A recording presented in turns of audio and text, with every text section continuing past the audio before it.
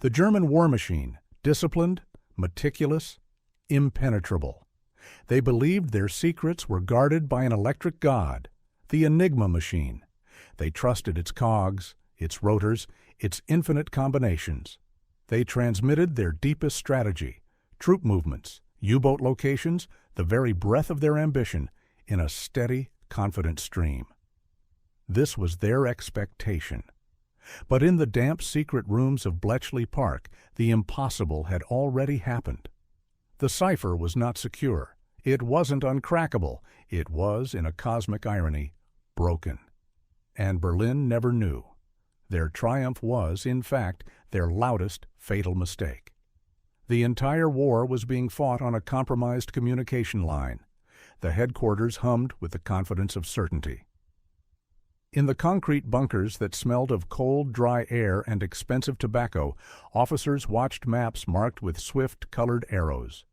The sheer, relentless motion of the Wehrmacht, the terrifying efficiency of the invasion, the speed of the blitzkrieg, was all underpinned by the unshakable belief in Enigma. It wasn't merely a machine, it was the sanctity of the message.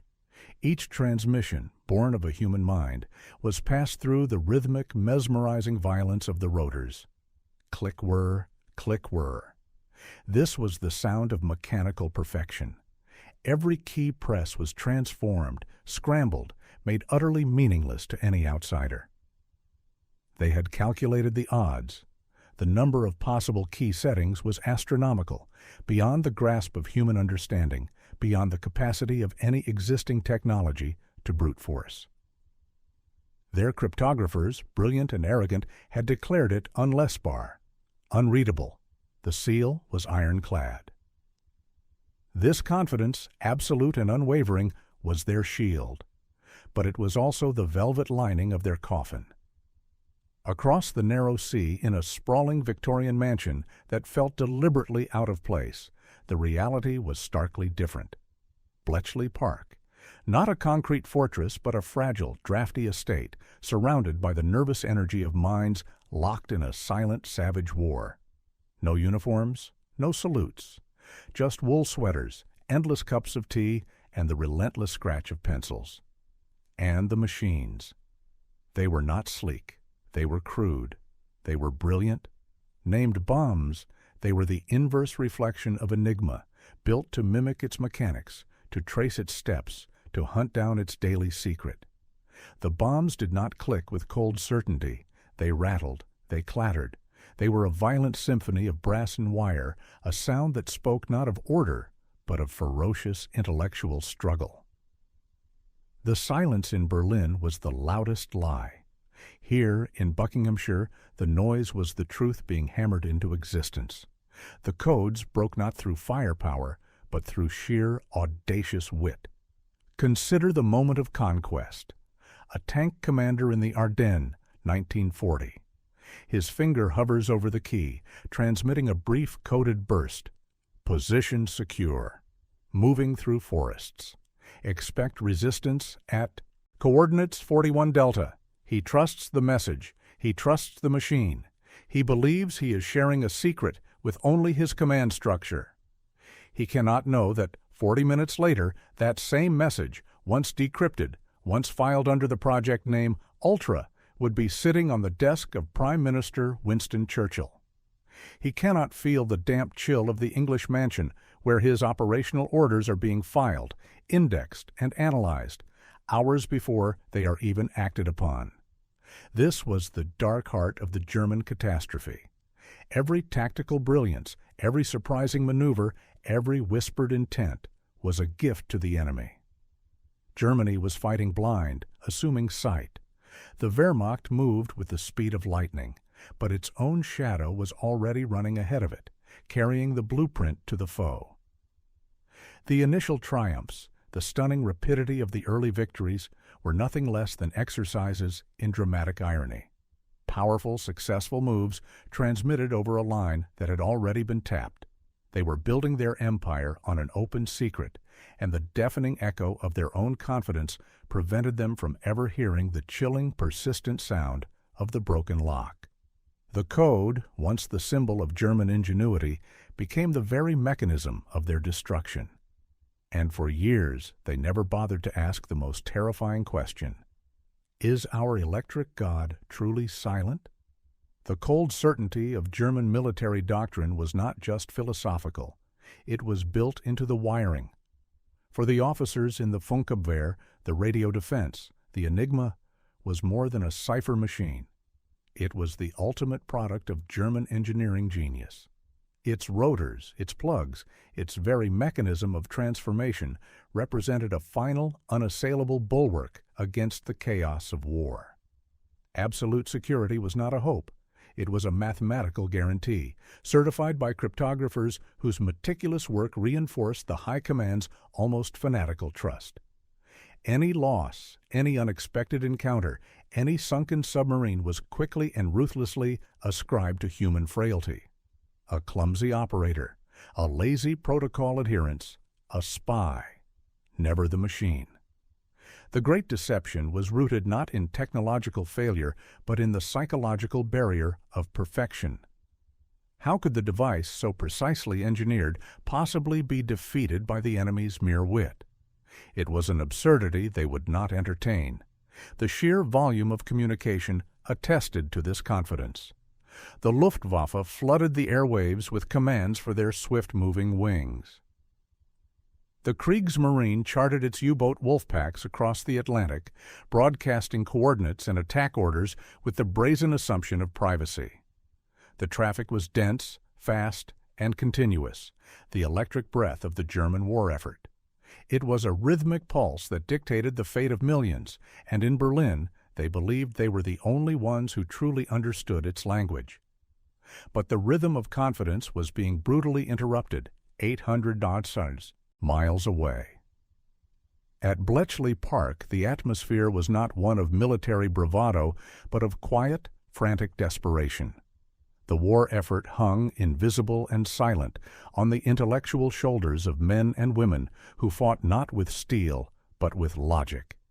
Alan Turing, detached, brilliant, and possessed of a focus that seemed to bend reality, approached the Enigma not as a lock, but as a puzzle of probability. He understood the German mindset. The very protocols designed for efficiency were, paradoxically, the source of their weakness. They repeated message preambles. They used predictable meteorological jargon. They were, in the grip of their own system, creatures of habit. The tension was suffocating. Day after day, the bombes rattled their protest. Click, clack, clatter. Then, in an almost silent moment, a single, minuscule breach. Perhaps it was a weather report, the notorious weather key, a message sent every morning, whose text was so predictable that it provided the Allied cryptanalysts with a precious crib, a tiny known fragment of both the plain text and the ciphertext. It was the first crack in the facade of German perfection. It was the intellectual breakthrough that unleashed a torrent. It was not a single grand explosion. It was the slow, rhythmic sound of a dam beginning to weep. The contrast that followed was a dizzying split in reality. On the high seas, Admiral Karl Dönitz's U-boats hunted their prey with terrifying effectiveness. Convoys were decimated. The Atlantic became a graveyard for Allied supply lines, a period the crews referred to grimly as the happy time. The victories were real, bloody, and devastating. Dönitz would send his coded orders, proud of the results, unaware that he was not giving a command, but offering a prediction of his next move. And yet, running parallel to this narrative of German victory, a silent, invisible counter-narrative was being written. As a U-boat commander logged his successful sinking into Enigma, the Allied commanders were already preparing evasive maneuvers for the next convoy, because Bletchley Park had read the very order that dictated the U-boat's position. Ultra-intelligence grew from a trickle to a powerful stream. The sudden, inexplicable failure of U-boats to find their targets, the miraculous rerouting of vital supply ships, the strange, lucky presence of air cover at the precise moment of an attack, all of this was dismissed by Berlin. Luck, human error, clever Allied tactics, anything but the truth. The truth lay in the rhythmic precision of the bombes, a terrifying intellectual mirror reflecting the German machine's own secrets. The German leadership, blinded by their faith in the infallibility of the system, could never conceive that their greatest engineering marvel was, in fact, the means of their most profound downfall. Their expectation was certainty. The reality was catastrophic, self-inflicted transparency. The early war was not merely about a conquest of territory. It was a conquest of communication, won quietly in a wooden hut, while the world watched the dramatic movement of tanks and battleships. The tragedy was that the system was perfect. The flaw lay not in the machine, but in the human assumption that a mechanism of such complexity could be operated without leaving a single, exploitable trace. And that singular fatal flaw had now put the entire German war effort on a communication line the enemy was reading every day. The Battle of the Atlantic, 1941. This was the ocean where the German confidence in Enigma went to die, silently, beneath the waves. The U-boats, the gray wolves of Admiral Karl Dönitz, were operating in the glory days of the Happy Time, a terrifying, effective campaign that choked British supply lines. Dönitz, a man of iron will and profound commitment to his men, believed his submarines were the war's strategic centerpiece, moving in packs, communicating their maneuvers with the unquestioned secrecy of the Enigma cipher. Then the turn came. It wasn't a single battle. It was a slow, statistical hemorrhage that defied all reason. U-boat after U-boat vanished, not in spectacular recorded duels, but in inexplicable, sudden disappearances. Dönitz, watching his operational chart change from a constellation of victorious hunters to a map littered with premature deaths, felt the cold weight of uncertainty. His crews were meticulous. Their training was flawless. Yet the Allies were suddenly, repeatedly, uncannily present. Convoys that should have been intercepted were diverted an hour before the Wolfpack arrived. Allied aircraft appeared out of the gray Atlantic fog at the exact moment a U-boat surfaced to recharge batteries. Suspicion began to gnaw. Dönitz, committed to the doctrine of Enigma's infallibility, could not conceive of a code breach. His mind searched for the mundane, the human failure. A spy in France, he might have wondered? Superior Allied direction-finding equipment? A breakthrough in radar technology? Yes, that was it. The enemy must have found a way to see them through the night. The possibility that the enemy was simply reading their mail was an insult too profound, a betrayal of German scientific prowess too deep to be seriously entertained. The truth was masked by the very perfection the Germans prized. They had no frame of reference for such an audacious intellectual defeat. This statistical anomaly, this sudden, improbable Allied prescience, was the agonizing burden of Bletchley Park and Whitehall. They were holding a winning hand, but the instant they overplayed it, the game would be lost forever. Silence was power. Every piece of ultra-intelligence, every U-boat coordinate, every time of attack, had to be laundered through fictional sources, disguised by invented air patrols, and masked by deliberate delays. An urgent, accurate warning received at midnight could not be acted upon until morning, sometimes leading to preventable losses. This was the core of the Allied dilemma, the ethical tightrope walk between saving the lives of this convoy, this moment, and preserving the source that would save the entire war. Winston Churchill, a man of profound moral and strategic clarity, carried the impossible weight of this calculation. To allow a ship to sink to protect the secret of Ultra was a terrible human sacrifice. Yet to reveal the secret was to hand the keys back to Berlin, plunging the world back into the dark. The hardest strategic decision was often the one to do nothing. It was a strategy based on controlled tragedy, a necessary cruelty. And so the great, terrible juxtaposition continued to play out. In his headquarters, Admiral Dönitz would send a broadcast, a rallying cry, a message of praise to his U-boat commanders who were facing ever-increasing odds. He lauded their unyielding courage and their unbreakable spirit, believing he was encouraging men fighting a fair, if difficult, fight. He poured emotional investment into their sacrifice.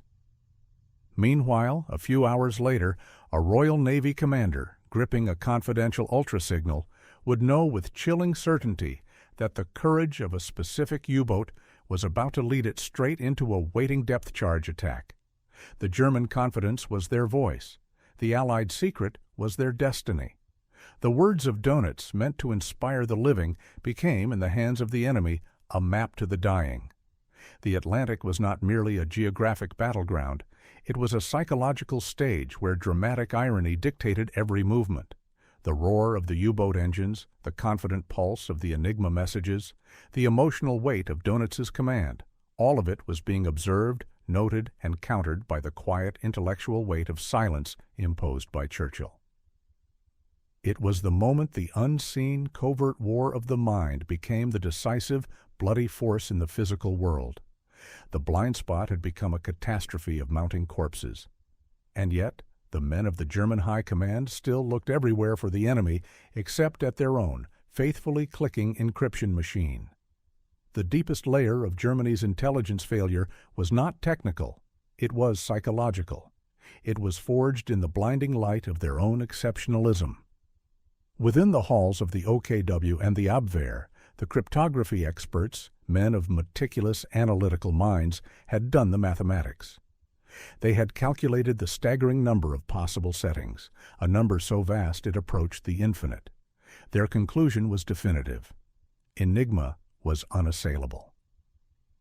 This judgment became an institutional dogma, a core article of faith that no amount of contradictory evidence could shake.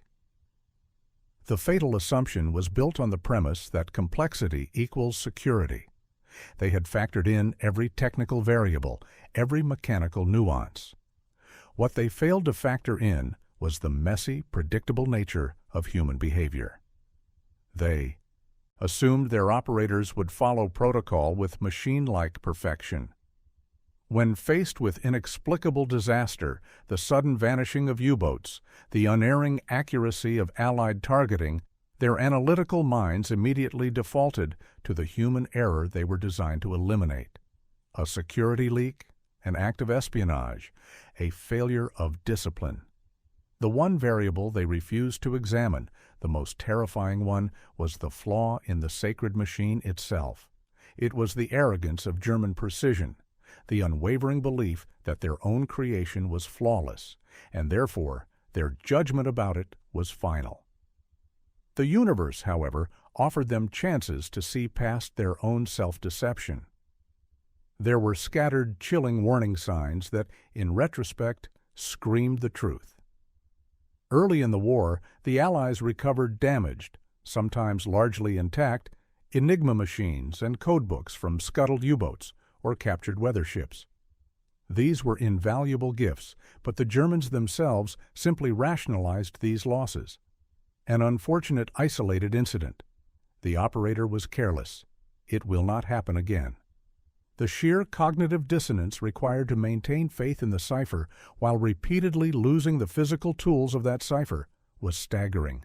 These were not opportunities for investigation. They became opportunities for institutional cover-up, for reinforcing the narrative that the men were weak, not the code. There were also internal voices, faint and quickly silenced. Some German cipher clerks, witnessing the strange pattern of enemy foresight, raised cautious questions. Was it possible that the Allies had some means of statistical attack? Was the sheer volume of traffic giving away too many clues? These anxieties were met with the cold shoulder of the High Command, who viewed such questions not as valuable counterintelligence, but as defeatism and poor morale. The system must be perfect. Therefore, any suggestion otherwise was an act of disloyalty. This atmosphere of suppressed doubt created a system where truth could not bubble up. The hierarchy of certainty ensured that the one message that truly mattered "We are compromised," was the one message that could never be transmitted. Glimpse into the mind of a young Cipher clerk, perhaps stationed on the Eastern Front. The biting cold is constant, and the only warmth comes from the tube glow of the Enigma machine. He sits, fingers numb, diligently typing out the day's troop movements, his duty a small, focused act in the vastness of the war. He performs the intricate multiple settings, the plugboard connections, the rotor arrangements, believing he is weaving a tapestry of unbreakable secrecy.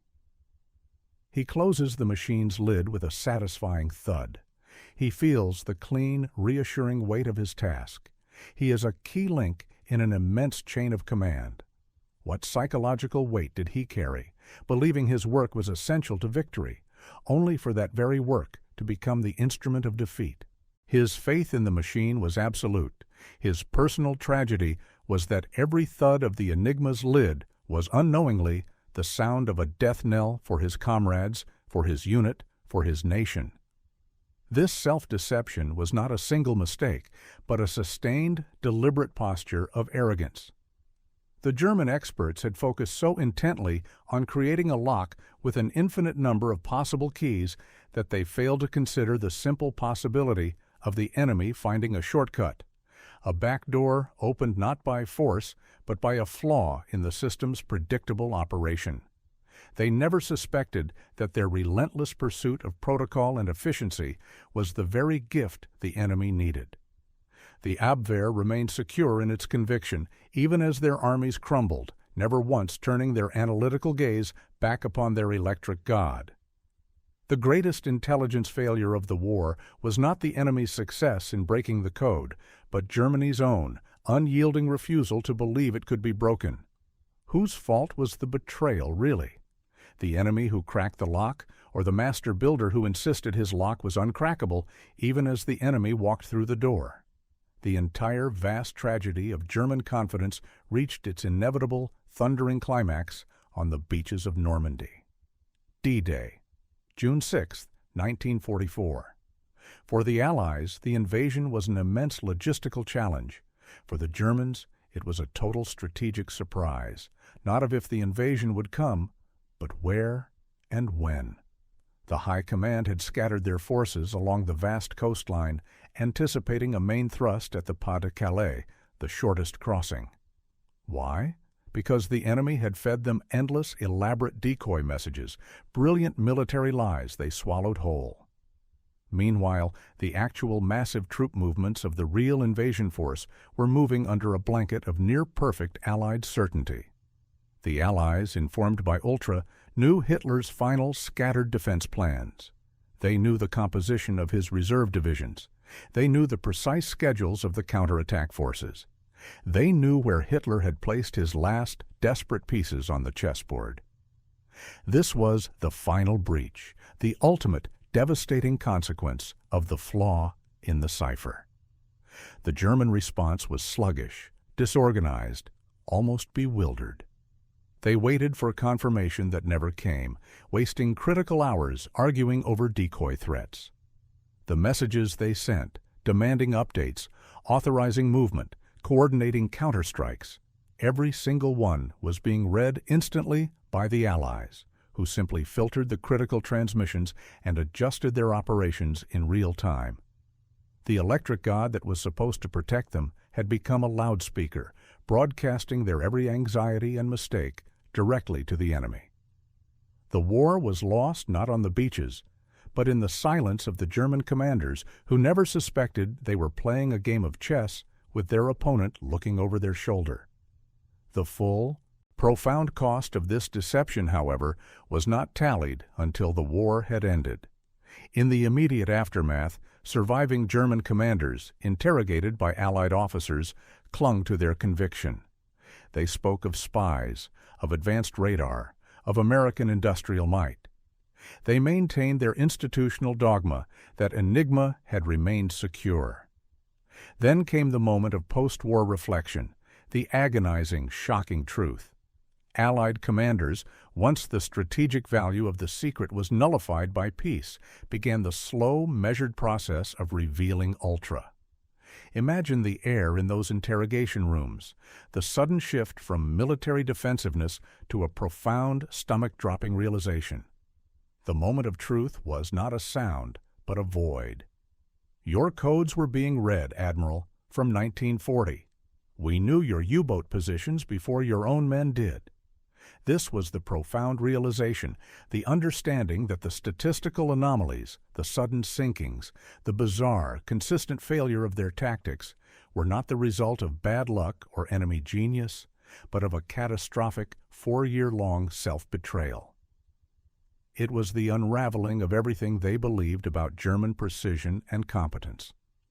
The emotional weight of this truth was immense.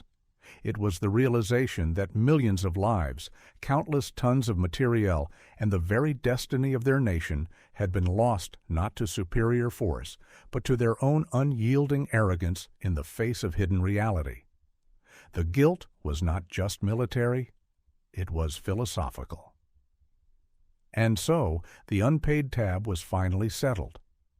The enduring lesson of this failure is not merely a footnote in military history. It is a reflective commentary on the human condition itself.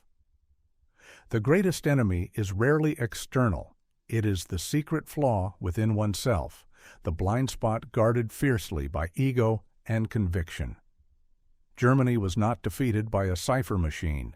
It was defeated by its unwavering faith in its own perfection.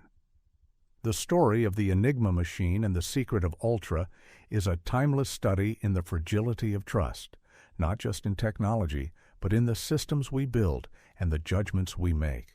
It reminds us that certainty is often the most dangerous form of blindness, and that the greatest secrets are often hidden in plain sight, dismissed because they defy what we believe to be possible. It makes one pause, doesn't it? To consider what unseen, constant deception might be operating in the background of our own modern confidence.